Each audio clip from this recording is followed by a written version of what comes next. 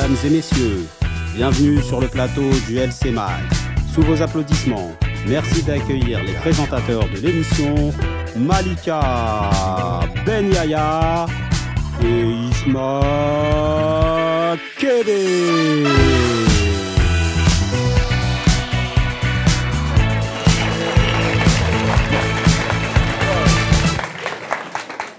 Salut à tous. Bonsoir à tous et bienvenue dans ce troisième numéro du LC Mag, une émission qui donne la parole aux jeunes et que vous pourrez retrouver sur la page Facebook ou la chaîne YouTube LC Mag. Et ce soir, pour notre retour, c'est le lycée Jacques Brel qui nous accueille. Ça va, Jacques Brel? Ouais.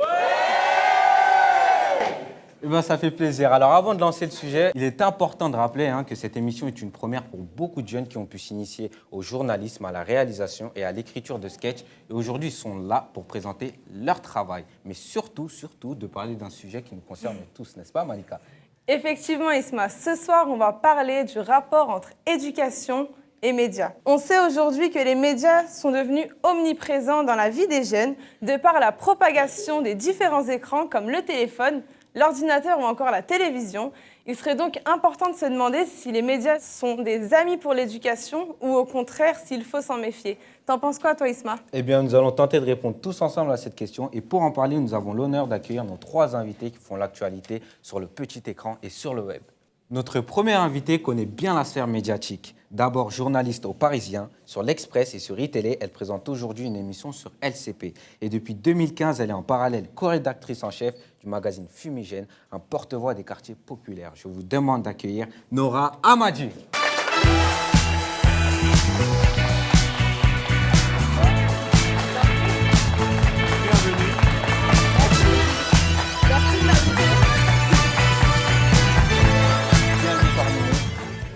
Notre deuxième invité est suivi par des milliers d'abonnés sur sa chaîne YouTube. Il écrit et interprète chaque semaine Bonjour Tristesse, une revue cinglante sur l'actualité et le monde politique. Je vous demande d'accueillir celui qui ne se cache pas pour dire ce qu'il pense, Mathieu Longat.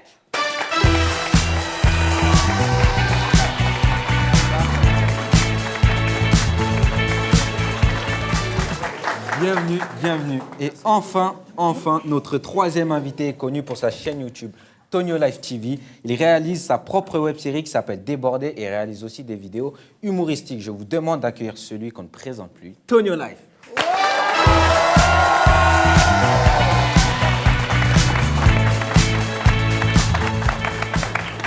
Alors tout d'abord, merci d'avoir répondu présent ce soir. Je rappelle que vous participez bénévolement et que votre présence ce soir sur notre plateau est du pur soutien.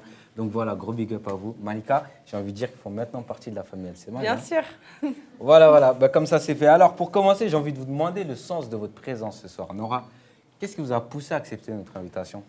Parce que déjà, on est dans le cadre d'un lycée et que c'est pour moi hyper important en fait, de venir au contact des élèves, des plus jeunes. On est souvent, quand on est journaliste, parfois un peu hors sol. C'est-à-dire qu'on n'a pas toujours le contact avec la société civile et notamment avec les plus jeunes.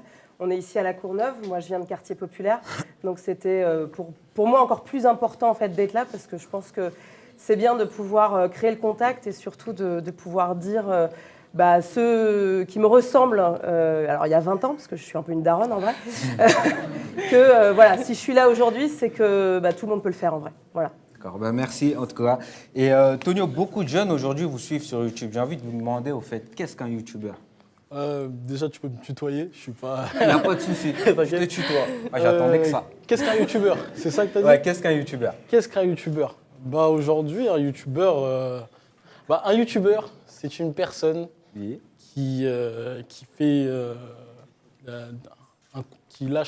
sort son contenu sur YouTube et qui peut le faire de différentes manières. Il y en a qui font des podcasts, il y en a qui font des web-séries, il y en a qui font des pranks de tout genre, il y en a qui sont sur des vidéos un peu plus centralisées sur l'actualité. Et puis voilà, c'est ça un YouTuber. C'est une plateforme très accessible, YouTube. Donc, ouais, c'est accessible. pour ça que vous êtes un peu sur cette plateforme, c'est ça? Tutoie-moi. J'ai l'habitude de vous voir. Non, t'inquiète, c'est pas grave. Okay. Et c'est une plateforme ouverte à tous. Mathieu, vous avez fait de YouTube votre haut-parleur. Pourquoi l'avoir choisi comme moyen d'expression, plateforme d'expression? Pour moi, c'est un peu un concours de circonstances, lié à l'époque, parce que si je l'avais fait Enfin, c'est un prétexte. Pour moi, YouTube, c'est vraiment une plateforme. C'est pour ça que j'aime pas le mot youtubeur, parce que c'est comme si on disait tous les gens qui sont à la télé font le même métier, alors qu'il y a tout qui passe dans nos écrans de télé. Exactement. Si je l'avais fait 3 ans avant, je l'aurais fait sur Dailymotion. Si je l'avais fait 5 ans avant, je me serais retrouvé sur MySpace, mais plus personne ne doit connaître MySpace. Mais vous vivez une belle époque parce que c'était de la merde. Et si je l'avais fait 5 ans avant, je l'aurais fait sur scène. Donc après, c'était la plateforme la plus logique et la plus accessible, quoi. Tout de suite, on passe à notre première rubrique. Vous les connaissez, ils sont jeunes et beaux, désinvoltes et n'ont peur de rien. Je vous demande d'accueillir le collectif de vidéastes courneuviens, le M9 Empire.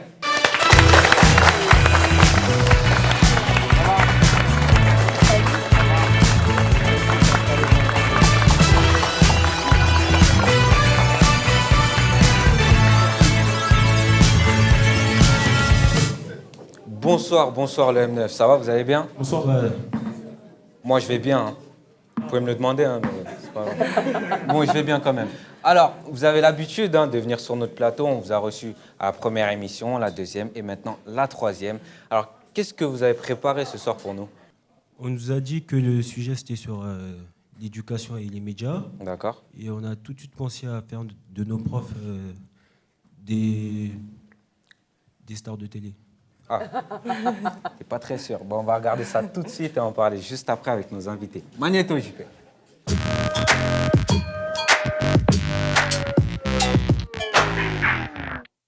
Bonjour, je suis votre nouveau prof de français, Monsieur Virgule.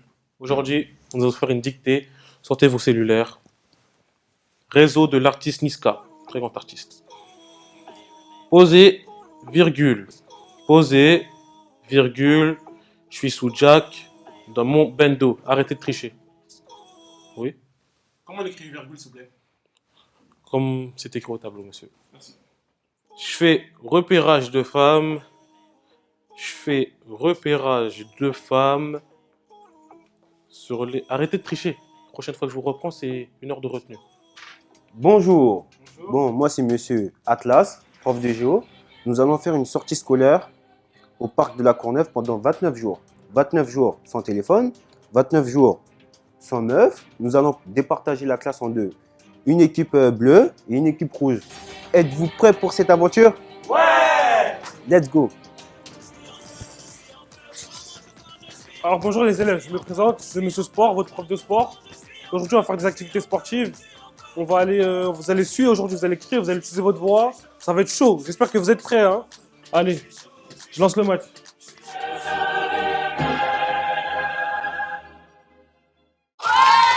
Bonsoir. Je suis votre nouveau présentateur, prof de maths, Monsieur Carré. Sortez vos smartphones. Vous posez une seule question. Quel est le côté le plus long dans un triangle rectangle? Tapez 1 pour l'hypoténuse, tapez 3 pour l'hippopotame, tapez 2 pour l'hippocampe. Vous pouvez répondre au 0800 800 800 800 800 800 800 ou par SMS au 9320. C'est tout pour moi. Je vous souhaite une bonne soirée et mes meilleurs vœux. Peace.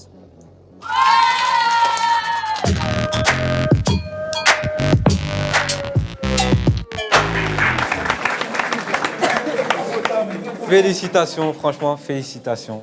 Merci. De rien. Alors, Tonio Live, vous êtes presque à 300 000 abonnés.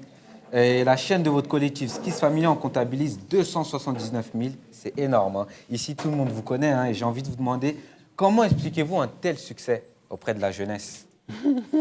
Ah, ça. Franchement, je sais pas. Hein. Je sais pas. J'ai juste commencé à faire des vidéos dans ma chambre. Après, d'un coup, du jour au lendemain, ça a pris. Hein. Après aussi, faut dire que je travaille beaucoup aussi. D'accord. Là, actuellement aussi, je suis à l'école. Là. J'ai pris des cours de théâtre et de cinéma à l'école Miroir. C'est à Épinay, c'est pas loin d'ici. Et ouais, c'est du travail, on va dire. Bah non, on va pas dire non, c'est du travail. C'est du travail. Ouais, c'est du travail. Bien, le M9 a une question pour vous. Bien sûr. Ouais, tu fais des vidéos sur Internet. Ouais. Et c'est quoi le message que tu essaies de faire, de transmettre aux gens qui regardent tes vidéos? Bah en fait, si tu regardes mes vidéos, dans plusieurs de mes vidéos, en fait, j'ai des thèmes précis. Genre, par exemple, récemment, j'avais un thème, c'était sur le harcèlement des femmes dans les transports. Il y a des sujets comme ça qu'on a dans la société et qui touchent beaucoup de personnes, mais je ne peux pas les aborder de n'importe quelle manière. Et par exemple, pour cette vidéo-là, j'ai dû faire le témoignage auprès de 30 femmes qui m'ont raconté leurs histoires un peu dans les transports, comment ça se passait et tout. À partir de là, j'ai essayé de faire une histoire drôle dessus, mais en faisant passer un message. Et c'est pareil pour d'autres vidéos sur le racisme, sur les couples. Et quand je dis les couples, c'est les couples genre un rebeu avec une Renoir ou vice-versa, ou tu vois, des trucs comme ça. Et ouais, non, c'est ça, tout simplement. Très bien, alors c'est le moment de passer à la rubrique suivante. Hein. On remercie le M9 d'être passé ce soir sur notre plateau. Bravo.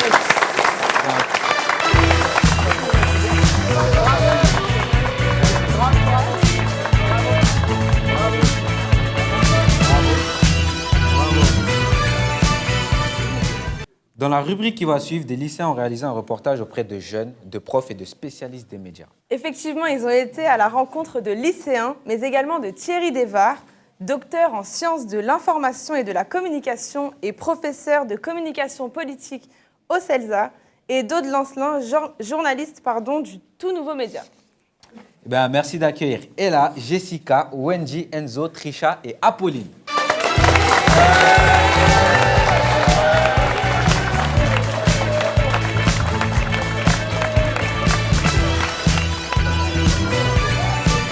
Bonsoir. Bonsoir. Bonsoir. Bonsoir. Alors, je vois que c'est une équipe très féminine ce soir. Attention, j'ai rien contre les filles, Malika. Bon, voilà. Alors, je vous propose de regarder votre reportage et d'en parler juste après avec nos invités, si ça vous dit. Magnéto, JP.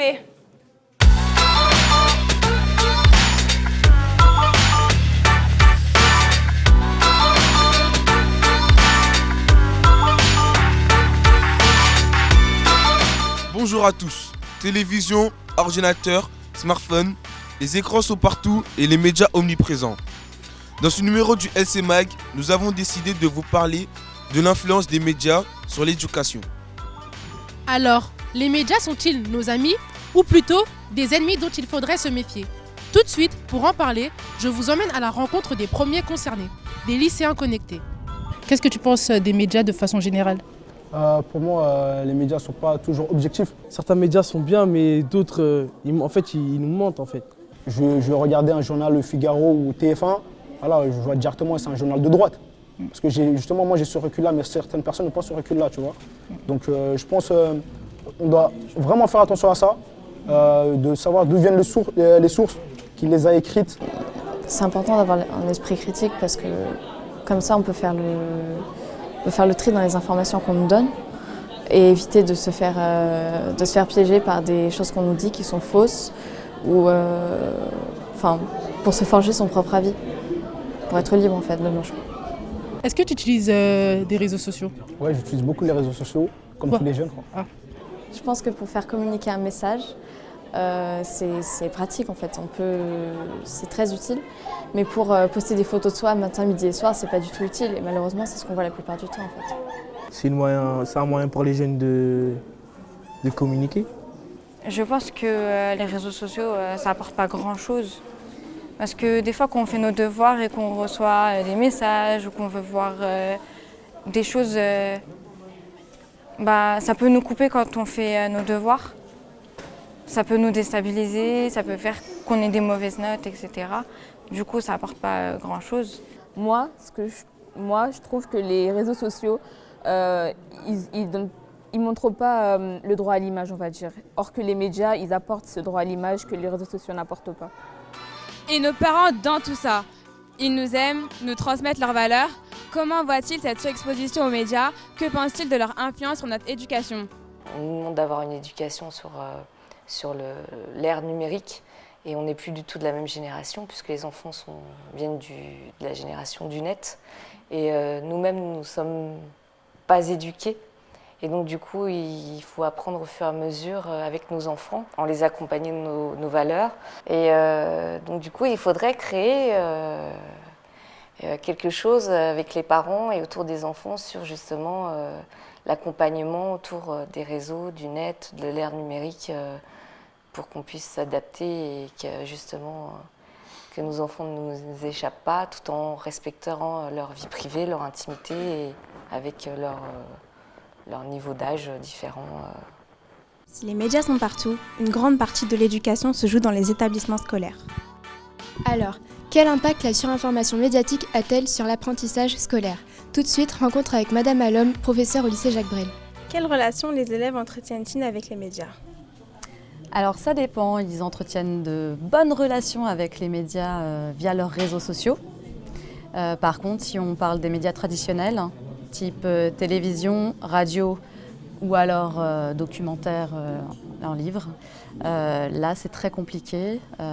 La plupart en fait ne consultent pas les articles de presse, que ce soit sur journaux papier ou en ligne. Par contre, ils ont des informations via les réseaux sociaux. On fait beaucoup, nous, en tant que professeurs documentalistes, de l'éducation aux médias, c'est-à-dire comment s'en sortir dans ce monde médiatique, comment les élèves peuvent acquérir de l'esprit critique face aux médias. Et c'est vraiment là toute notre problématique, à nous. Concrètement, comment ça se passe? En fait, on peut proposer aux élèves des séances sur plusieurs thématiques, comme des séances sur les fake news, donc savoir débusquer les fausses informations en recherchant toujours l'origine de l'information qui leur est proposée. Ou alors, on fait aussi des séances sur le décryptage de vidéos complotistes. Donc là aussi, apprendre en fait à décoder les images, les codes justement de ces vidéos-là.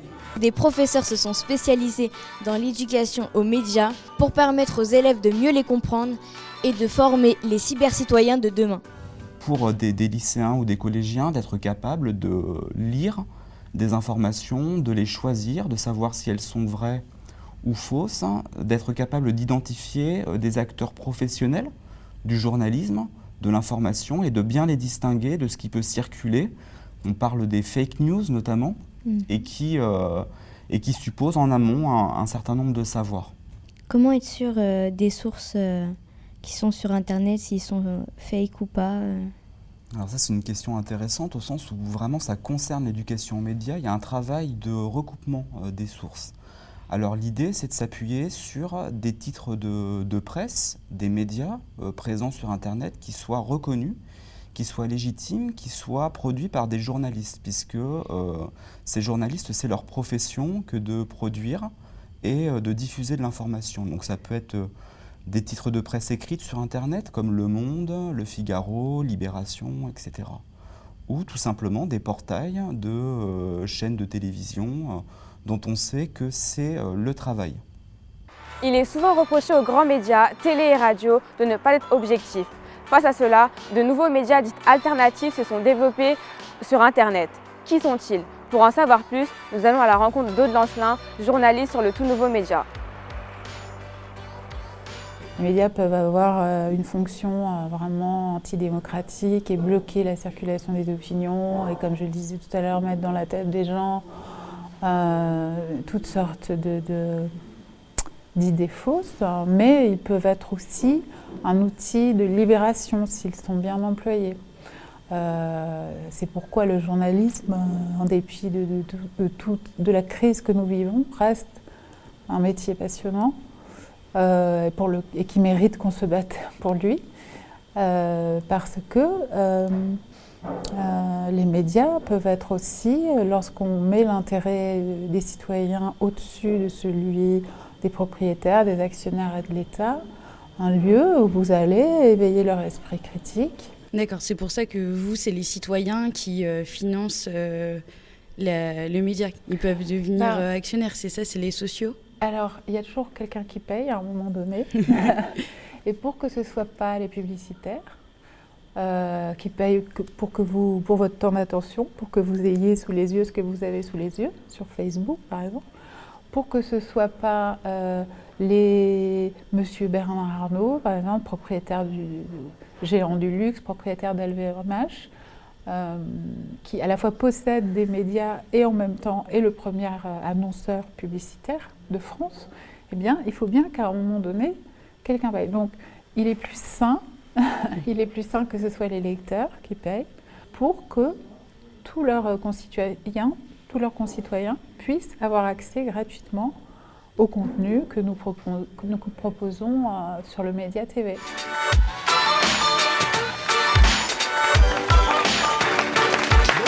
Bravo les filles pour ce reportage. Alors Nora, les jeunes donnent leur avis sur les médias dans ce reportage. Vous, en tant que journaliste, que pensez-vous de l'impact des médias sur les jeunes générations ? L'impact des médias sur les jeunes générations, il est absolument énorme. J'imagine que la plupart d'entre vous, là on est ce soir dans un lycée, vous êtes tous sur Instagram, vous êtes tous sur Snapchat. Alors moi, ma génération, on est sur Facebook, vous avez oublié en fait ce réseau social. Il y a aussi Twitter. L'impact, il est extrêmement fort. Pourquoi ? Parce que la plupart d'entre vous, moi j'ai le cas avec les plus jeunes autour de moi, vous n'ouvrez plus un journal, vous ne regardez plus la télé, sauf BFM TV quand vos parents le regardent et que vous tombez dessus. Et l'information, en général, vous vient parce que quelqu'un a snappé la télé. Donc à partir du moment où en fait on vous a juste snappé la télé, quel est le rapport à l'information que vous avez si ce n'est un rapport tronqué ? C'est-à-dire que vous n'avez qu'une partie de l'information.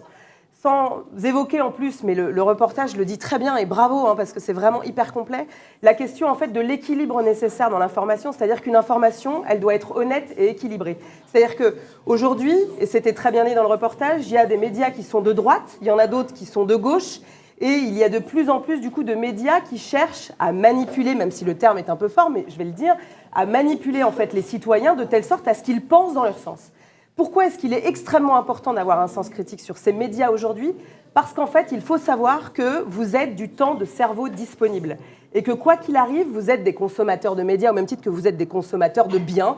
Vous achetez des baskets, vous achetez des smartphones, vous achetez un kebab, vous achetez tout ce que vous voulez.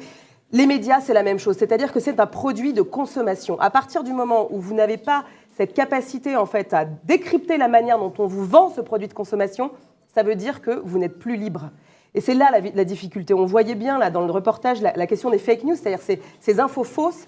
Sachez qu'aux États-Unis, en fait, l'élection de Trump a été truquée par ces infos fausses, parce qu'on en a inondé les réseaux sociaux. Et qu'aujourd'hui, si vous n'êtes pas capable de recouper les informations et d'avoir ce sens critique, cette distance par rapport à ce qu'on vous raconte sur les réseaux, eh bien, vous êtes complètement perdu et vous allez croire des choses qui sont absolument erronées et qui vont faire de vous, en fait, des moutons. Voilà, c'est ça, en fait, l'enjeu.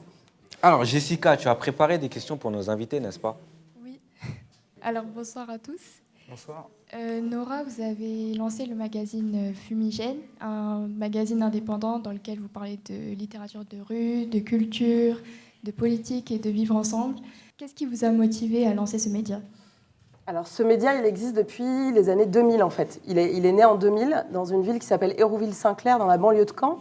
Je ne sais pas si certains d'entre vous connaissent Raphaël Yem, qui est l'autre rédacteur en chef du média. Il est sur BET, MTV et LCP. On l'a arrêté, en fait. Alors là, c'était vraiment culture urbaine. C'était hip-hop, c'était vraiment street. Et on l'a arrêté en 2010-2011 parce qu'on était tous, en fait, bénévoles et qu'il devenait difficile de gérer en même temps et le boulot et cette activité de bénévolat. On l'a relancé en 2015. Et tout simplement, je ne sais pas si vous avez en tête la date du 7 janvier 2015, après les attentats à Charlie Hebdo, à l'Hypercacher.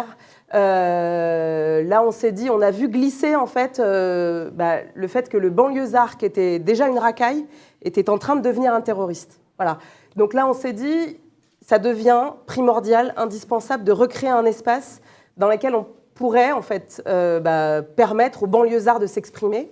Non pas qu'on n'ait que des banlieusards dans l'équipe, il y a vraiment de tout, mais de créer cet espace de telle sorte à ce qu'on puisse se réapproprier une parole finalement qui est la nôtre. C'est-à-dire nous, banlieusards, gens issus de quartiers populaires, de minorités. Moi, mes parents, ils sont algériens, Raphaël, ils sont cambodgiens. Dans l'équipe, on a des Portugais, on a des Noirs, on a des Arabes. Voilà, on vient de tous les horizons. Et il est extrêmement important, en fait, de pouvoir s'approprier cet espace et de reprendre la parole, de ne pas se laisser confisquer la parole par d'autres. Sauf que cet espace, aujourd'hui, il n'existe que peu, en fait. Vous regardez les médias, peut-être les grandes chaînes, les grands médias écrits, les grands médias papier. Il y a assez peu de gens qui me ressemblent, qui vous ressemblent. Et donc, c'est extrêmement important, en fait, de pouvoir prendre cette place-là. Donc, on s'est dit que, petit à petit, on prend le pouvoir dans des rédactions, dans nos rédactions respectives, parce qu'il n'y a pas que des journalistes, en fait, dans la bande. Mais il était donc, pour nous, important de créer, en fait, ce magazine, qui est quand même plutôt pas mal. Je vous présente deux exemplaires, parce que, du coup, depuis 2015, on en a quand même fait 7. Et Mathieu, d'ailleurs, était dans le numéro 1. J'ai eu cet honneur. Voilà, il a été dans le numéro 1. Et du coup, il était, je le répète, important de créer cet espace et du coup de se réapproprier cette parole en écrivant comme notre réalité, voilà, en essayant de faire en sorte de changer les discours, de sortir de la stigmatisation qu'on peut avoir parfois des gens issus de quartiers populaires. Et voilà, ces espaces-là, il faut les créer, il faut se les approprier, et puis il ne faut surtout pas laisser la parole aux autres. Donc c'était aussi pour nous important en fait, de le faire comme ça. Et voilà, maintenant, ça fait 3 ans. On entend dans le reportage Thierry Desvars qui parle de médias et d'éducation. Comment, selon vous, mettre les médias au profit de l'éducation ? En fait, on est éduqué par les médias. La plupart d'entre vous, j'imagine, regardent des émissions de télévision. Il y a des émissions qui sont très pédagogiques, dans lesquelles on apprend plein de choses. Le tout, c'est, comme je le disais tout à l'heure, de garder un sens critique sur ce qu'on vous dit. C'est d'être en capacité d'interroger, en fait, ce qu'on vous raconte à la télévision. Si vous n'avez pas cette distance-là, vous pouvez très vite être manipulé. D'autant qu'aujourd'hui, il y a de plus en plus de journalistes qu'on appelle éditorialistes. Je ne sais pas si vous savez à quoi ça correspond. Les éditorialistes, c'est des gens qui sont journalistes, mais qui sont là pour donner leur avis. Sauf qu'on ne parle jamais de nulle part, on parle toujours de quelque part. Voilà. Et c'est lié aussi à notre expérience personnelle. On ne va pas forcément avoir la même vision du monde quand on est né dans un quartier populaire, quand on est banlieusard, que quand on a grandi, par exemple, dans un quartier un peu plus cossu, quand on vient d'une famille qui est un peu plus aisée. Notre rapport à la réalité, il est différent. Donc, c'est en ça, en fait, qu'il est important que dans les médias aujourd'hui, on ait de plus en plus de gens qui ressemblent à l'intégralité de la population. Quand on parle de diversité, ce n'est pas juste de la diversité de couleurs, ce n'est pas de la colorimétrie, c'est de la diversité sociale. Voilà, il faut qu'il y ait des gens qui soient issus de familles d'agriculteurs, faut qu'il y ait des ouvriers, faut qu'il y ait des gens issus de familles plus aisées. Voilà, la nécessité, en fait, pour faire de l'éducation, pour que les médias soient équilibrés, c'est que, du coup, ils représentent la pluralité de la société. Voilà. Et si ça ne fonctionne pas, et aujourd'hui, ça fait défaut, et on se retrouve en fait avec cette fracture qui est évidente aujourd'hui. On le voyait dans le reportage, le micro-trottoir, ce qu'on appelle le micro-trottoir que vous avez fait auprès des lycéens ici, qui vous disent « les médias nous mentent ». Ouais, mais en fait, les médias, c'est pas tant qu'ils vous mentent, c'est qu'ils vous montrent une réalité qui n'est pas la vôtre. Voilà, c'est en ça que c'est important aujourd'hui. Merci. Je crois que vous avez encore quelques questions, les filles ? Oui. Et le garçon ? Vous intervenez souvent dans des ateliers médias et journalisme auprès des jeunes de quartier. Pouvez-vous nous dire ce qui ressort de ces échanges ? Alors, ces échanges sont passionnants, tout comme d'ailleurs l'émission ce soir, parce qu'en fait, du coup, moi, ça me permet déjà personnellement de m'interroger sur ma manière de travailler au quotidien en tant que journaliste. Quand je vois en fait que j'ai des jeunes d'une quinzaine d'années qui s'informent en regardant des snaps, moi, ça m'interroge sur la manière dont je travaille à la télévision aujourd'hui. C'est-à-dire que moi, mon public, j'ai potentiellement moins de public que toi. Voilà. En cumulé, peut-être un peu plus sur une semaine. Mais voilà, je me dis, à quoi ça sert en fait, d'être à la télévision si en fait, potentiellement, j'aurais plus de monde en ouvrant ma chaîne YouTube. Donc, ça nous interroge sur notre manière de travailler. Et après, ça nous permet aussi d'être dans la pédagogie, dans la transmission. Et puis, on est... Forcément, quand on a quelqu'un en fait en face de soi, on peut plus facilement poser des questions. Et je pense que du coup, on est dans une forme d'apprentissage. C'est-à-dire que moi, j'ai un savoir, mais j'ai été comme la plupart des jeunes, c'est-à-dire que j'ai pas été formée à ce genre de choses. Sauf qu'à mon époque, il n'y avait pas les réseaux sociaux. Et aujourd'hui, en fait, il devient extrêmement urgent, je pense, d'éduquer les parents et les plus jeunes à ces réseaux sociaux, à comment on se les approprie et comment on arrive justement à décrypter un petit peu la manière dont l'information se met en place sur ces réseaux. Voilà, il faut juste savoir par exemple que quand vous postez quelque chose sur Facebook, sur Snapchat, sur Twitter, sur Instagram, ça ne vous appartient plus. Sachez que vous n'êtes plus propriétaire de ces images. Sachez que les entreprises qui sont derrière ces images, qui sont derrière ces entreprises, qui sont derrière Instagram, Twitter, Snapchat, Facebook, deviennent propriétaires de vos images. Et ça, en général, on ne le sait pas. Voilà. Donc, il faut le savoir. C'est hyper important. Parce que demain, vous ne savez pas comment ça va être utilisé. Et donc, à un moment, si vous n'avez pas conscience de ça, ça peut devenir extrêmement dangereux. Bonjour Nora. Alors, est-ce que selon vous, on doit faire de l'éducation des médias une discipline à part entière ? Je pense que c'est important. Je pense que c'est important parce qu'en fait, on voit bien aujourd'hui qu'au sein des familles, il y a déjà des difficultés en fait, à appréhender les médias. Donc, l'école, c'est aussi son rôle en fait, de nous éduquer d'un point de vue plus large à devenir des citoyens. Et aujourd'hui, en fait, le média est un des éléments, un des leviers pour qu'on devienne des citoyens à part entière. Il y a la question du vote, qui est extrêmement important. Je vous rappelle juste pour ceux, vous n'avez pas encore le droit de vote, mais l'année dernière, à la même époque, on était en pleine campagne présidentielle et on a quand même eu Marine Le Pen au second tour. Voilà. Moi, je sais qu'en 2002, ça a été son père. On a été tous extrêmement choqués de voir le Front National arrivait au second tour de la présidentielle, il y avait à l'époque, le 1er mai 2002, 1 million de personnes qui défilaient dans les rues pour dire non, on ne veut pas de l'extrême droite au pouvoir, on ne veut pas de l'extrême droite au deuxième tour de la présidentielle. Là, l'année dernière, il ne s'est rien passé. Voilà. Je vous dis ça pourquoi ? Parce qu'en fait, à un moment, cette éducation citoyenne, elle est primordiale parce qu'aujourd'hui, elle ne se fait plus ailleurs. Donc si ça doit se faire au sein de l'école, si ça doit se faire au sein des services jeunesse de la ville, et je salue du coup l'action de la ville de La Courneuve parce que c'est génial qu'on puisse faire ça ce soir, aujourd'hui, et pouvoir avoir cet échange, c'est extrêmement important. Et je pense que, effectivement, puisque ça se fait moins dans les familles, puisque les parents eux-mêmes sont parfois un peu dépassés, ils ne vous suivent pas tous sur Snapchat, ils ne se rendent pas toujours très bien compte des enjeux, c'est effectivement l'endroit peut-être où ça doit se faire. Moi, je voudrais me tourner vers Mathieu. On parle de cybercitoyen dans le reportage. Mathieu, est-ce que ce terme fait sens pour vous ? Ouais, après pour moi c'est juste l'évolution du rôle de citoyen et vu que Internet devient une part importante de nos vies, il faut déplacer la citoyenneté donc, sur Internet. Après pour moi ça part vraiment de la même démarche, à savoir avoir une volonté d'avoir un impact positif sur la société dans laquelle on vit. Mais pour moi les outils ont évolué mais c'est exactement la même chose, ça a la même âme que ce que c'était de faire du militantisme plus que de la citoyenneté, parce que c'est un mot un peu fourre-tout. Mais c'est la même. Maintenant les gens le font sur Internet. Avant ils le faisaient dans la rue. Peut-être qu'Internet a tendance à démobiliser un petit peu les gens quand même, parce qu'on a l'impression qu'en faisant un tweet ou quand on se dit qu'une parole qui est défendue et qui a été retweetée 1000 fois, c'est bon, elle a été entendue, tandis que dans la rue, il y avait la possibilité de se faire entendre parfois de manière plus violente, mais il n'y a aucun acquis social qui soit arrivé rarement sans violence et jamais sans mobilisation citoyenne. Et du coup, il faut que ça reste complémentaire de l'action de rue, mais il ne faut pas que ça remplace l'action de rue. Parce qu'ils n'en ont rien à foutre qu'on retweet, tout ça. Ils s'en foutent. Beaucoup de jeunes se sont intéressés à des sujets de fond, comme l'histoire ou la politique, en regardant des vidéos sur YouTube. Comment pouvez-vous l'expliquer ? C'est un nouvel outil, du coup, et c'est un outil qui est ouvert à tous. Donc il y avait des gens... Ça demande beaucoup moins de moyens de venir apporter un savoir grâce à Internet que ça le demandait avant. Il y a plein de gens aussi qui ont du mal à se mettre en avant. Et c'est vrai qu'Internet, tu peux faire ton truc tout seul dans ta chambre et t'exposer dans un second temps au plus grand nombre. Donc je pense notamment aux chaînes de sciences, de philo, d'histoire, etc. Il y a des gens qui n'auraient pas assumé de le faire, mais qui sont par contre sûrs de leur savoir et qui, du coup, là maintenant, ont l'outil pour le faire. Après, il y a aussi plein de gens qui n'ont pas forcément les compétences et qui décident de le faire quand même, donc il faut rester vigilant. Mais c'est vrai que dans les médias traditionnels, il y a eu aussi longtemps, voire toujours, des gens pas compétents pour aborder des sujets de fond. Et il y en a encore maintenant. Je peux vous faire une liste rapide, mais c'est toujours les mêmes noms qui reviendront. Et du coup, voilà. Tu sens qu'il y a peut-être plus de curiosité de la part des spectateurs ou pas ? Alors, c'est peut-être pas. Alors, je ne sais pas s'il y a plus de curiosité. Je dirais que ça part plus des créateurs de contenu qui, du coup. C'est un truc sans filtre, Internet. Du coup, on passe pas par la vie d'un producteur qui connaît rien, par la vie d'un autre mec qui connaît encore moins. Et du coup, on fait quelque chose qui est plus proche de soi et peut-être plus spontané.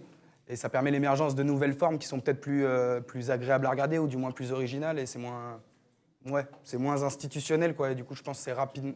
Ça peut être facilement plus proche des gens, quoi. Peut-être d'autres questions ? Trisha, je crois. Ouais. Bonjour Mathieu. Bonjour. Lorsque vous avez lancé votre chaîne, est-ce que c'est dans le but de réveiller les consciences ? Non. Moi, j'ai une vision artistique très particulière, mais... enfin, particulière, non, mais bon, c'est ma vision de l'artistique, quoi. En gros, moi, à la base, Bonjour Tristesse, je voulais juste m'exercer à l'écriture. Je pense que l'écriture, ça se travaille comme tout, et du coup, je voulais m'infliger un exercice chaque semaine d'écriture. Et vu que je suis excessivement fainéant, je savais que si je ne me mettais pas la pression d'un public, je ne le ferais jamais. Parce que j'adore ne rien faire et je continue à adorer ne rien faire. Du coup, non, c'était pas le principal. Par contre, je suis venu chercher... pour moi, dans l'artistique, il ne faut pas aller chercher très loin, en fait. Il faut aller chercher ce dont on se sent proche, ce par quoi on se sent concerné. Moi, j'ai toujours été très politisé.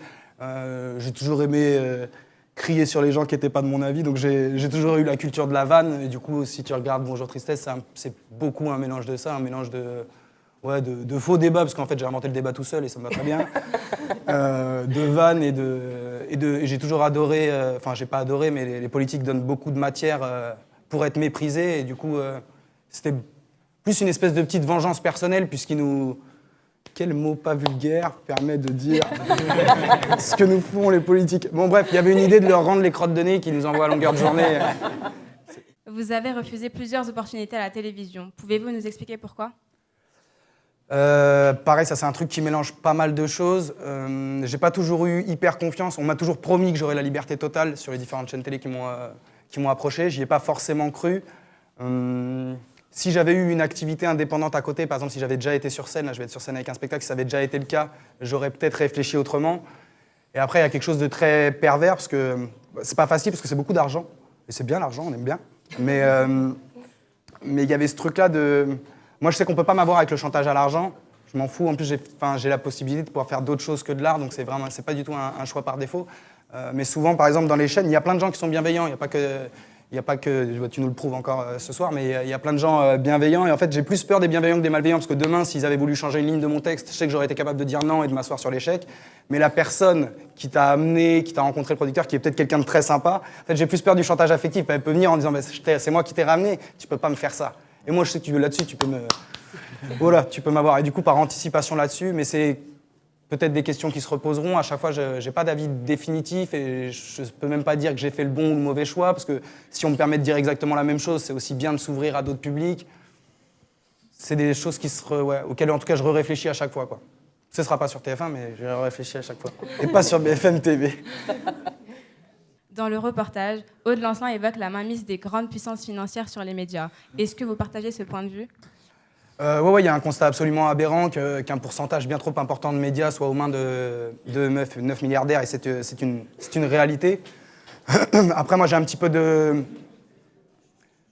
Comment dire ? Si c'est pour que la mainmise des médias par des financiers soit remplacée par la mainmise des médias par des politiques, je ne suis pas convaincu que ce soit une avancée incroyable. Après, moi, je ne suis pas du tout contre que les nouveaux médias aient une teinte idéologique, tant qu'elle ne sert pas à désinformer, en fait.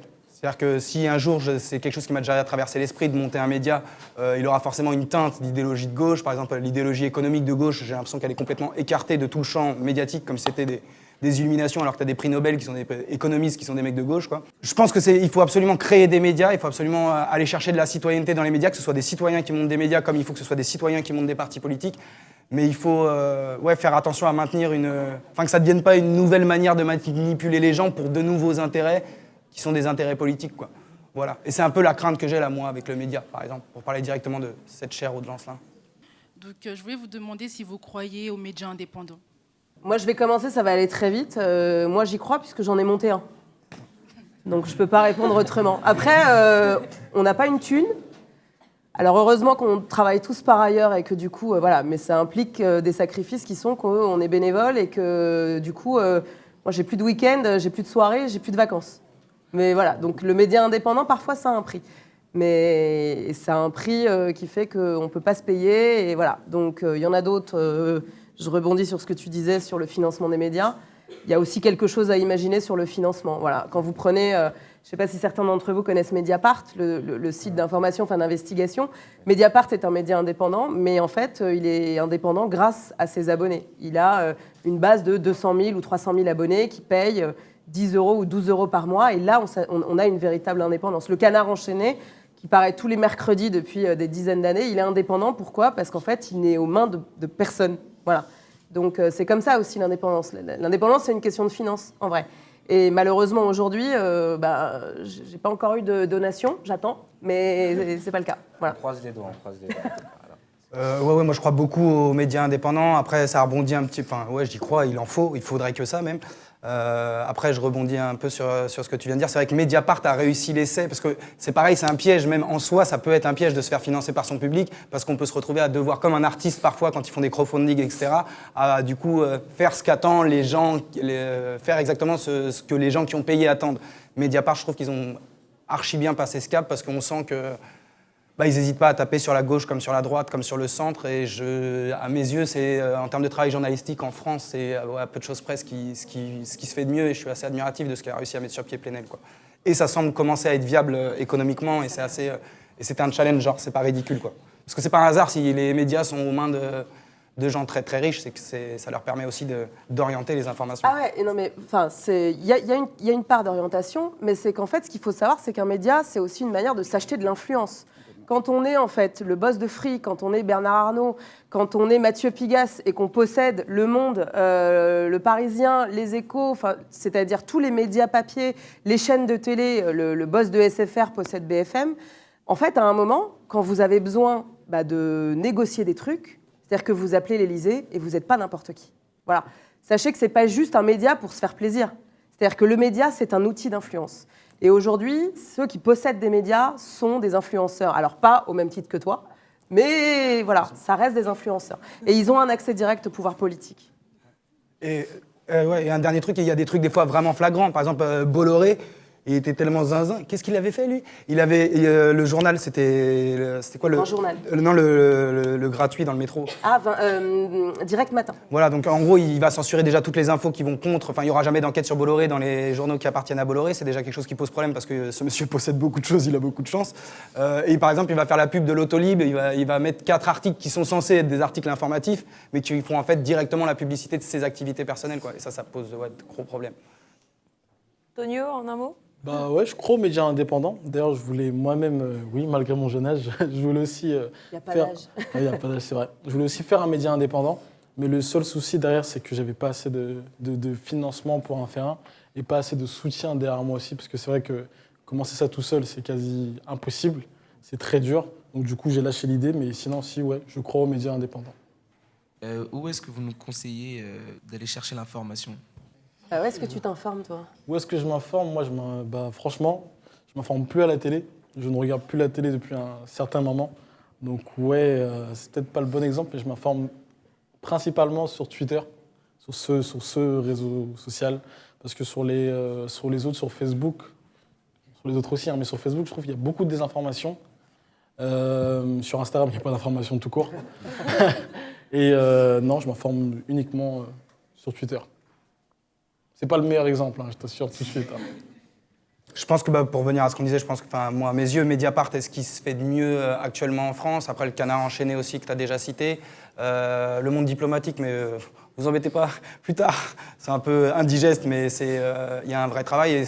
Et Twitter est un très bon outil pour s'informer à partir du moment où on fait l'effort de jauger la crédibilité de la personne qui poste les infos et parfois même de se forcer à aller chercher des gens où on sent qu'ils sont honnêtes intellectuellement, même s'ils ont une autre idéologie que nous, parce que ça permet d'équilibrer et ça va être plus difficile pour votre génération que pour la nôtre d'apprendre à se forger un esprit critique parce que vous êtes dans la surinformation.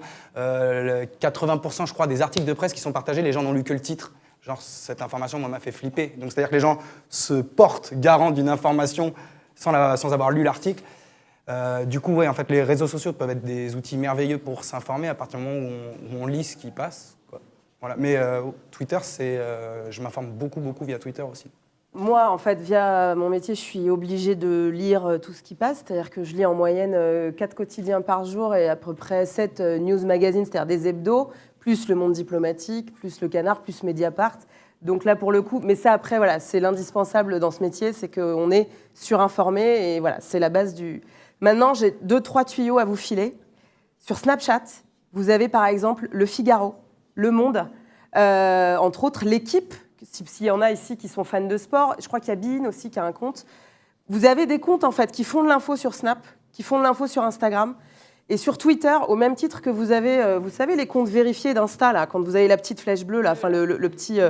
c'est pas une flèche, c'est un signé, ouais. C'est des comptes vérifiés.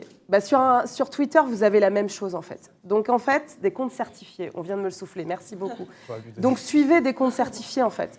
À partir du moment où vous suivez des comptes certifiés, en général, c'est des comptes de journalistes. Moi, je suis certifiée.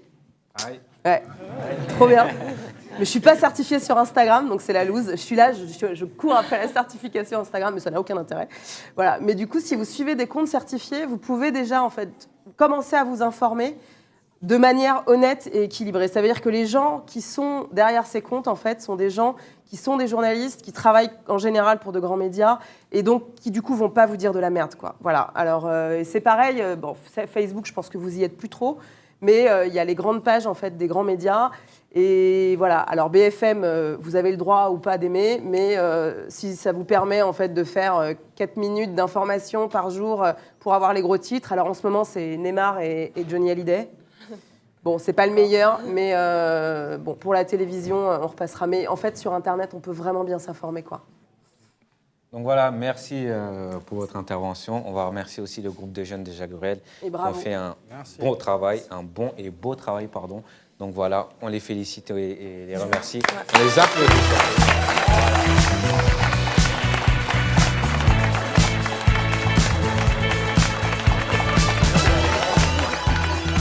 Alors, dans la rubrique qui va suivre, on se détend et on respire parce qu'ils nous font l'honneur de revenir sur notre plateau avec une création conçue sur mesure.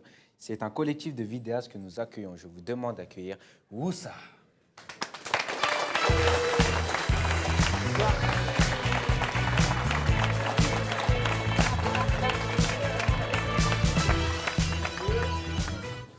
Bonsoir Woussa, vous allez bien ? Ça va, merci. Ça va, merci. Alors, qu'est-ce que vous avez préparé pour nous ce soir ? Ce soir, on a fait une vidéo humoristique qui cherche à faire réfléchir sur les avantages et les dangers des nouveaux médias et surtout apprendre à les utiliser parce qu'ils peuvent nous être très bénéfiques. Très intéressant ça. Bon, on va regarder ça tout de suite et on va en parler avec nos invités. Magnéto JP.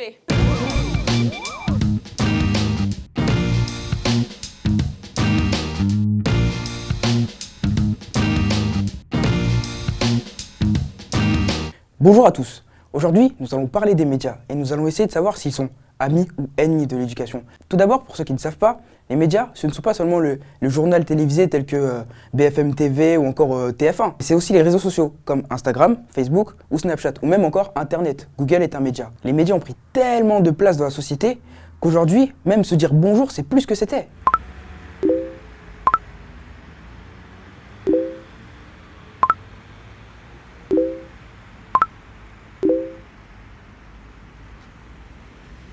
Et puis sur les réseaux sociaux, faire la différence entre ce qui est vrai et faux, c'est vraiment difficile.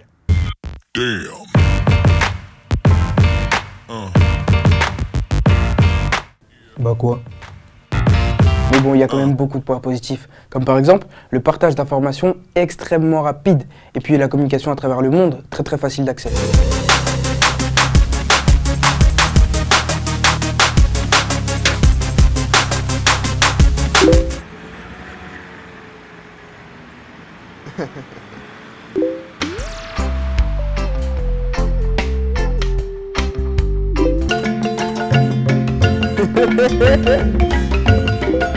Aujourd'hui, il suffit d'allumer son téléphone pour accéder à une quantité infinie de données et d'informations sur n'importe quel sujet et dans n'importe quel domaine.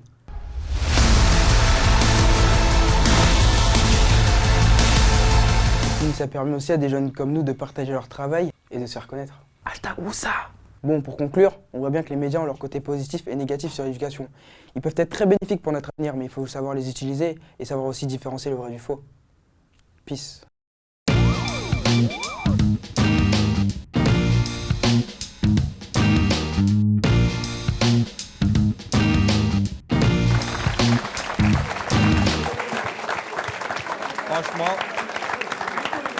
Franchement, bravo Woussa pour cette réalisation. Donc on vous écoute. Pour commencer, on aimerait savoir comment vous avez trouvé la vidéo et qu'est-ce que ça vous dit? Franchement, la vidéo, là, elle était excellente. Hein. Et ça fait plaisir de voir ça. Ça fait plaisir que des jeunes, là je vais le dire, des jeunes comme nous fassent des travaux comme ça. Franchement, j'ai super kiffé, les gars. Articulation parfaite, les blagues, elles étaient archi marrantes. Franchement, les gars, continuez. Hein. Et c'est Woussa, ça. Et ça vient d'où, Woussa? Ok, il va vous raconter ça tout de suite. Parce qu'à l'émission précédente... ok, je vous laisse raconter. Ça vient d'où, Woussa? En fait, Woussa, c'est un mot qui signifie se calmer ou bien se détendre. Par exemple, à la fin, de l'émission, ils seront contents et tout, ils vont rentrer chez eux. L'émission était bien, on a des invités parfaits. Là, ils vont s'asseoir sur leur canapé, ils vont dire Woussa. Merci, Woussa. Alors, vous avez d'autres questions, Woussa? Ouais, alors Tony, j'ai une question pour toi. J'aimerais savoir, qu'est-ce qui t'a donné envie de faire des vidéos? Qu'est-ce qui m'a donné envie de faire des vidéos? De base, avant, faut savoir que mon père biologique, c'est un réalisateur de films au Congo.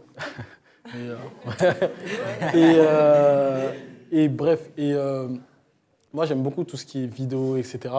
Donc avant que je sois à fond dans Instagram et tout, il y avait l'application Vine qui avait été créée. Et j'ai demandé à mes meilleurs potes de faire des vidéos avec moi. Ils m'ont dit non, fais pas ça, ça va faire pitié, etc. On va s'afficher. J'ai dit ok, vas-y, il n'y a rien. Après, pendant un mois dans ma chambre, je me suis enfermé. J'ai fait une trentaine de vidéos que j'avais chaud de sortir. Parce qu'il n'y avait pas encore beaucoup de gens sur Internet et tout. Donc après, j'ai commencé à en faire. J'ai sorti ça sur Vine. Après, j'ai vu que ça a bien pris, donc j'ai enchaîné sur Facebook, Instagram. Et aujourd'hui, j'en suis là. Mais ce qui m'a donné vraiment envie de faire des vidéos, c'est que je voulais m'exprimer. J'avais plein de choses à dire, comme vous, là, vous avez plein de choses à dire, comme tout le monde. On veut s'exprimer, et c'était le seul moyen de me faire entendre et de montrer que je savais faire des choses. Moi aussi, j'ai une autre question aussi pour toi, Tonio. En fait, nous, on aimerait bien aussi lancer notre web-série. Et on veut te demander comment tu t'en es pris, c'est quoi les démarches que tu as faites, etc. En vrai de vrai, j'ai eu de la chance parce que j'avais déjà une bonne communauté sur les autres réseaux sociaux, à part YouTube. J'avais aussi de l'argent, je ne vais pas mentir, c'est important.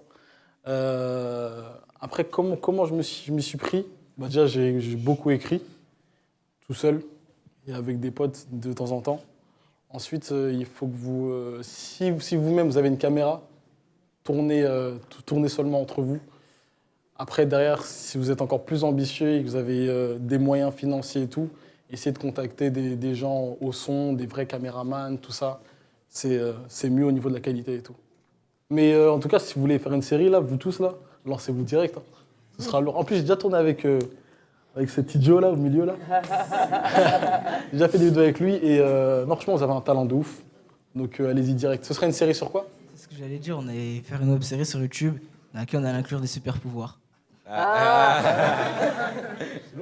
Vous voulez faire ça quand? On ne sait pas encore, mais dès qu'on a les moyens, tout ça, on se lance. Vas-y, pas de souci. Quand il y a besoin d'aide, je suis là aussi. Hein.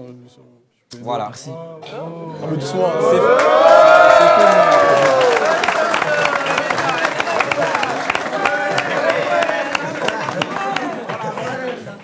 Non mais là aujourd'hui j'ai fait le mec qui dit ça, mais demain vous allez m'appeler.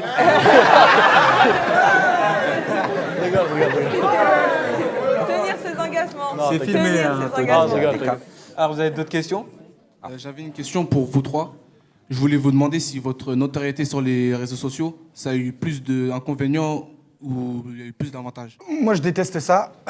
C'est horrible. Pour moi, c'est le cancer. C'est vraiment le revers de la médaille de faire une activité artistique, c'est d'être connu, etc. C'est insupportable.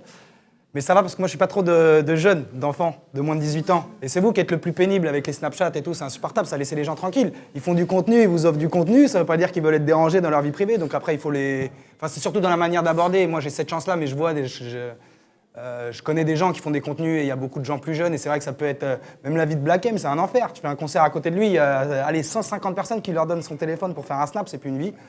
Après, c'est quand même très agréable. Moi, ça a été rassurant parce que je fais un truc... j'essaie de colporter une idéologie bienveillante, de tolérance, etc. Donc ça m'a beaucoup rassuré de voir qu'on pouvait encore regrouper une communauté autour de belles valeurs, quoi. Donc les deux, en gros, c'était rassurant. Après... ouais, d'être reconnu, enfin, tu te sens, moi j'ai un terrain paranoïaque, en plus je me sens traqué, tu vois. Ou en soirée, tu vois, tu peux plus être tranquille. Mais c'est la vie, ça. Voilà. Mais plutôt, si je pouvais faire de l'art sans être connu, j'aurais fait. Pour moi, les génies, c'est Daft Punk, quoi, voilà. Okay, c'est clair. Moi, j'ai pas trop ce problème parce que je suis regardée essentiellement par des gens qui ont plus de 35 ans. Et comme le disait Mathieu à l'instant, en général, voilà, c'est plutôt bienveillant, quoi. Après, ce qui est chiant, c'est sur les réseaux sociaux. Enfin, notamment quand tu poses un débat, il y a des débats qui fracturent vraiment les gens et en fait les réseaux sociaux font en sorte, et vous devez certainement le vivre, hein, il y a un côté en fait harcèlement, c'est-à-dire que comme en fait on est anonyme ou pas, il y a une forme de violence qui se déverse parce que c'est du commentaire, parce qu'on s'envoie de la vidéo, parce qu'en fait on n'est pas face aux gens et ça c'est ultra violent. Et cette violence-là, en fait, elle est compliquée à gérer parce que moi, j'ai une amie, par exemple, là, vous avez tous entendu parler du hashtag MeToo, balance ton porc, ce qui se passe là autour des droits des femmes, etc. Et elle avait pris position dans le cadre d'une tribune, d'une chronique à la radio, et elle s'est retrouvée, en fait, harcelée. Je ne sais pas si vous connaissez jeuxvideo.com, par des espèces de gamins, des trolls, en fait, qui ont balancé son adresse, qui ont balancé le nom de l'école de sa fille, des photos, qui lui ont dit toi, on va venir, on va te saigner comme un boucher. Enfin, voilà. Donc ça, c'est le revers de la médaille. Et vous le vivez certainement. Enfin, vous avez certainement autour de vous des gens qui ont subi du harcèlement scolaire. Avec les réseaux sociaux, c'est une caisse de résonance qui est assez flippante. Et je ne sais pas si vous en avez autour de vous, quoi. Mais il faut faire extrêmement attention parce que moi, j'ai comme ça eu des petits dans certains ateliers qui en avaient subi, qui sont entrés en dépression, qui ont fait des tentatives de suicide. Enfin voilà, ça peut aller extrêmement loin. Et malheureusement, c'est un peu le revers de la médaille. Alors voilà, moi j'ai heureusement pas eu à subir ça, et je suis pas assez connue pour qu'on m'arrête dans la rue faire des snaps. Donc ça, c'est cool. C'est-à-dire que je peux faire mes courses à Franprix, il n'y a pas de problème. Voilà. C'est clair. Donc voilà, désormais, vous ferez. Alors que toi, c'est déjà plus le cas. Connu, c'est un peu plus. En vrai de vrai, c'est une super bonne question. J'aime bien y répondre parce que je ne peux pas y répondre sur les réseaux sociaux. En vrai, quand tu es connu, genre. Moi, je vais parler français. Les avantages quand tu es connu, à mon niveau, j'ai de la chance, ça va être financier, ça va être sur des projets. Quand je vais parler à des professionnels, ils vont m'appréhender d'une autre manière. Après, il y a beaucoup d'inconvénients, mais des inconvénients sales. C'est quand tu es connu, par exemple, sur les réseaux sociaux, imaginons demain, toi et moi, on s'embrouille, tu m'insultes. Je ne peux pas t'insulter derrière, que ça aura des conséquences professionnelles. Et après, derrière, en fait, être connu, c'est pas bien. Je le dis, je vais vous le dire aujourd'hui à vous tous qui m'écoutez. De toute façon, il y a des gens, demain, ils veulent commencer des trucs, etc. Je préfère vous prévenir. Quand vous êtes connu, c'est pas un truc cool, etc. Il y a ça, il y a des gens, ils prennent des snaps et tout. C'est pas significatif. Ouais, c'est pas une vie, c'est chiant. Et l'anonymat, ça a une valeur, en fait, dont on se rend pas compte quand on fait rien, mais dont on se rappelle quand... Exactement. Et en vrai de vrai, là, aujourd'hui, je suis plus libre de ce que j'ai envie de faire. Genre, demain, chaque mot, chaque phrase que je vais dire, elle sera retranscrite et interprétée d'une manière différente, etc. Genre, là, par exemple, si je parle des Noirs, il y a des Renois qui vont dire, ils parlent mal des Renois. Il y a des Renois qui vont dire, ils parlent... Tu sais, c'est un gouffre bizarre. Mais franchement, je vous conseille, l'anonymat, c'est lourd. Et comme tu l'as dit, c'est vraiment... Si je pouvais faire mes trucs sans être connu de ouf, avoir mon salaire, entre guillemets, ce serait lourd. Mais être connu, je vous le jure, c'est nul. Et surtout à l'époque des réseaux sociaux où, comme il dit, tout peut être interprété. Moi, par exemple, j'aime pas qu'on me parle mal, mais comme tout le monde, je crois. Donc un serveur qui me parle mal une fois, deux fois, trois fois, la troisième fois, je vais mal lui parler. Et en fait, tu vas avoir un abruti à côté qui va filmer et ça va être juste, il se la raconte. Alors en fait, on m'a mal parlé, t'as juste la fin de la scène, et en fait, je te parle mal parce que tu m'as mal parlé, tu vois. C'est ça qui rend paranoïaque. Prenez par exemple, vous avez certainement en tête l'histoire de Ménel, la gamine de The Voice. Est-ce que vous voyez un peu ou pas? Ménel, elle était donc dans l'émission, elle a repris Léonard Cohen. La gamine, elle a un talent de malade. Dans le week-end, en fait, ça fait des monstres de vues. Tout est repris. C'est genre, waouh, super. Elle est voilée, elle a des yeux bleus, elle est magnifique, elle chante super bien. Qu'est-ce qui se passe une semaine après? Il déterre des tweets et des posts Facebook de 2 ans avant, 3 ans avant, sur les attentats. C'est ça, en fait. Aujourd'hui, c'est ça. La célébrité, le fait d'être connue, c'est ça. La gamine, elle n'existait pas. Elle émerge en une soirée. Et en une soirée, elle devient quelqu'un de public. Et ce qu'elle a dit 5 ans, 6 ans, 10 ans avant, on vous le ressort. Et on vous le ressort en mode « Ah, t'es raciste. Ah, t'es si. » C'est une gosse. Vous imaginez pour elle, à 20 ans, ce que c'est la violence du truc? En fait, c'est ça, en fait. Sortir de l'anonymat, c'est ça. Et si vous comptez avoir les gens en général, si vous comptez essayer de faire quelque chose d'artistique ou de faire une démarche qui est publique, soignez bien vos réseaux sociaux parce que ça y est. Effacez tout. Il n'y a plus de droit à l'oubli. Il y a 10 piges, je t'avais dit une connerie il y a 5 ans, il y avait tes 4 potes qui étaient au courant, là, le monde le sait, tu vois. Et ils déterreront. Effacez vite vos comptes Twitter avant de vous lancer. Vite. Et si demain vous faites un bad buzz, d'ailleurs ce que je veux dire, ça va être violent, mais je pense réellement que si le prochain bad buzz, je pense réellement qu'il y a une personne qui va se suicider. Là, clairement, on n'est pas loin. Internet, je vous jure, quand il y a plusieurs personnes qui t'insultent, tu les connais pas, et ça fait mal. C'est comme si là, je parle français, c'est comme si là dans la salle là, il y a tout le monde, c'est des inconnus et tout le monde t'insulte. Qu'est-ce que tu fais? Frère, ça fait mal. Il y a des personnes, ils n'ont pas le mental. Des personnes, il y a quelqu'un un jour, je le dis clairement, qui va se suicider à cause de ça. Si on ne fait pas quelque chose. Non, mais t'inquiète pas. Donc, merci infiniment au collectif Woussa d'être passé ce soir. Et bravo. Je vous demande un célèbre applaudissement.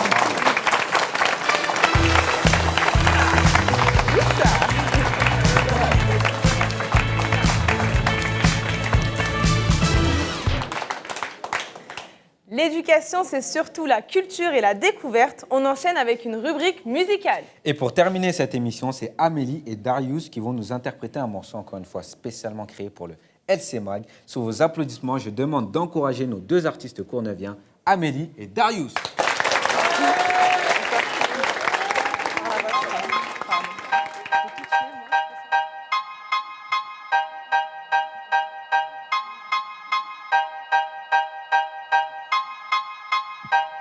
Hey, let's talk about school. Your school is pretty hard. I'd rather be at home cutting my grass in my yard. We got exams and you know they aren't easy. If you pull out your phone, you're gonna feel like a genie. Hey, talk about subjects, see it from different aspects. Hey, I know I am perfect, but should it be seen as a suspect? All the teachers getting mad cause I don't learn my lessons. But it's not my fault if I want my life to be a vacation. Hey, let's start real for a minute. You can get smarter by using the net. Hey, let's start real for a minute. Feeling like school hasn't had me much shit. I ain't got time for school. I'm always hungry. I wanna get rich and I don't think that school will help me. Hey, yes it does. Yes it does. No, no, no, no, no, no. Yeah, I'm telling you, girl. Yes it does. Non, mais vraiment non. Hey, wanna make it on my own. Parle français, je comprends rien. Don't need nobody else for me to grow. On est les adultes de demain. Hey. Pas toujours été l'élève modèle. Okay.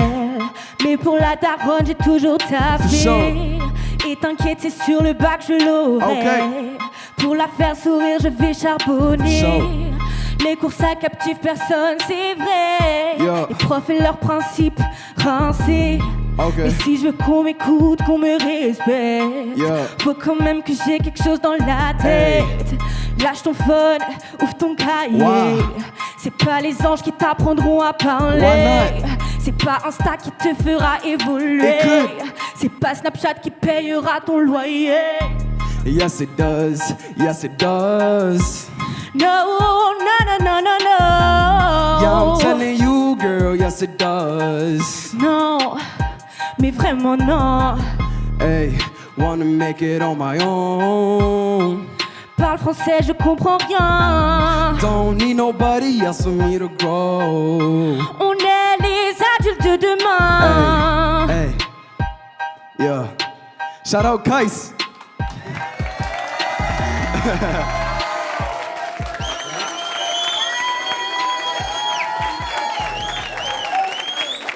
On peut applaudir.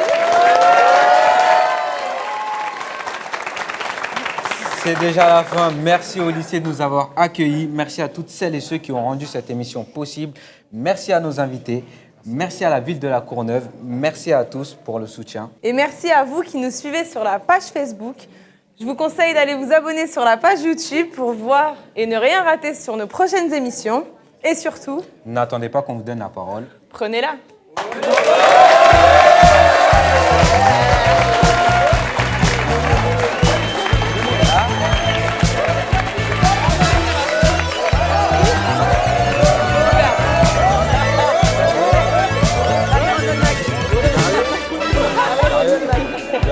J'ai vu la dernière.